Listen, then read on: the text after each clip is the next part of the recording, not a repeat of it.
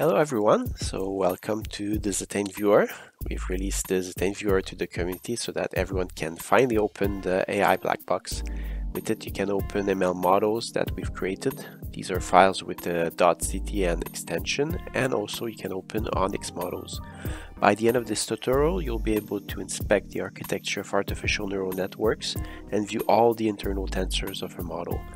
The benefits gained from fully opening ML model is that you'll be able to gain valuable insights into how the input data is transformed as it goes through the models. You can also use these insights to debug and optimize without guesswork. So we'll first look at the user interface. Here you have a few tabs: data, view, and snapshots. And here you have a few utility buttons. In particular, you have here help, access to the gallery, and access to our own page where you can join the mailing list. In the data section, you can load a .ctn file, and you can also load ONNX model. This button is used for sending an input to the ONNX model that you just loaded. This helps clear the universe, which is this place here where all the models will live in this workspace. In the view, you have different options: loading axes, hiding and showing the floor, and you can also reset the camera.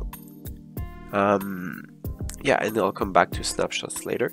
In the meantime, if you don't have the same version as me, you can always go to the docs here, and these are the official documentation. These are updated frequently. The website is docs.zetane.com, and you have all the information about the viewer here, and you also have information about the Zetane engine, which is the pro version. The big difference with the Zetane engine is that you can connect your own Python code to the viewer. A good section to review before you start is the section controls under the Zetane Viewer tab. It depends on if you're using a mouse or a trackpad. The main actions are to pan up and down, and also sideways, and also to zoom and rotate, and also you can select. You can rotate within the 3D space because the viewer is in itself a 3D engine. Now we'll open the snapshot and see what a model looks like. And so we can go in the tab here called Snapshots, and we can choose one of the model. In this case we'll choose the Keras Emnis.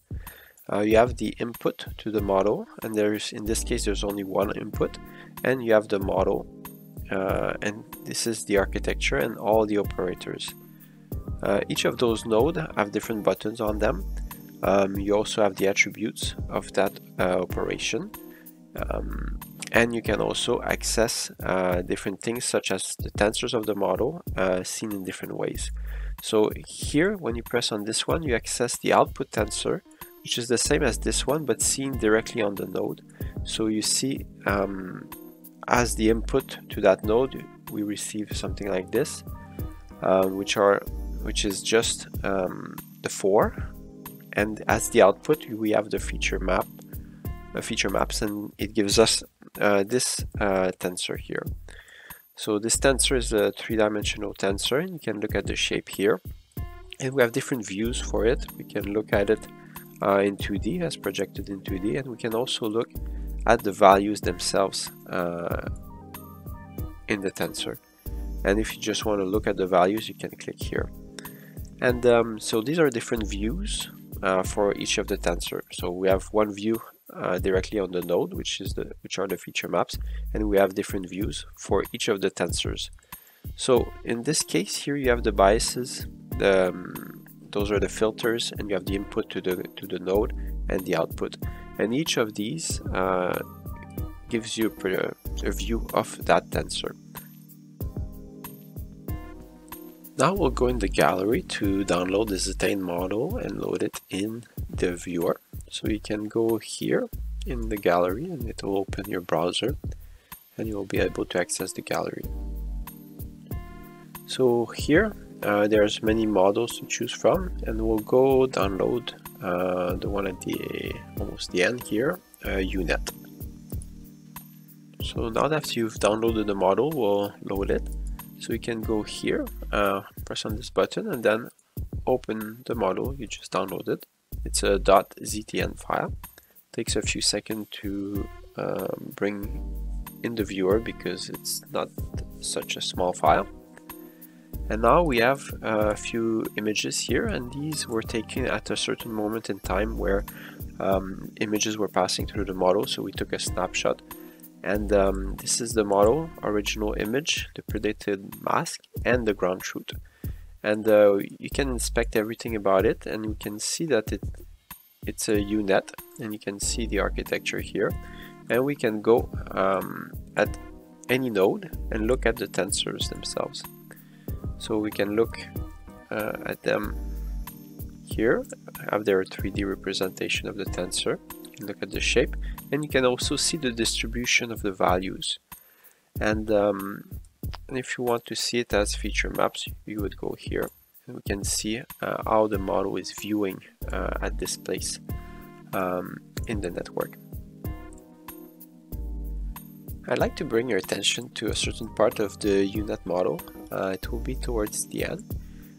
So we can look at the ReLU layer here, and we can see that it is doing the segmentation of the longs, but it's also looking intensely at the corner there.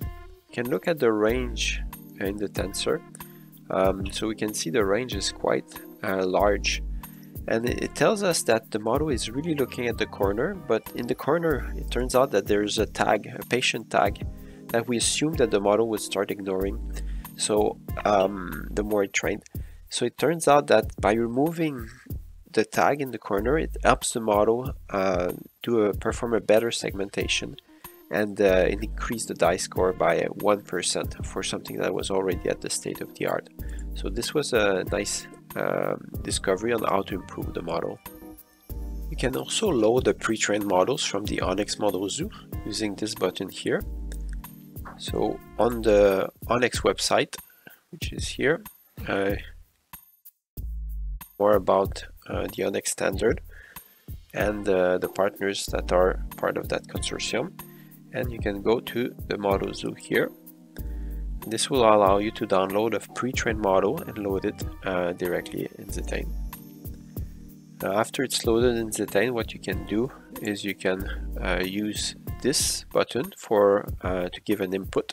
You can also give a synthetic input to your ONNX model. This way it will populate all the internal tensors, mostly the outputs of the nodes, and allow you to see how the model reacts to the data that's been sent to the network. Now, if you're interested to send your own input and send your models directly from your own code, you can go to the Upgrade to Pro version. It gives you a 30-day trial version for free, and from there you'll be able to send all your models and data and different other things such as images, meshes, and so on directly to the Zetane working space so that you can debug and optimize your models. To know more about the Python Zetane API, you can go to docs.zetane.com and access the documentation there in this section and know about all the details about the API and Hello World examples and so on. We hope this tool will be useful to you. Thank you.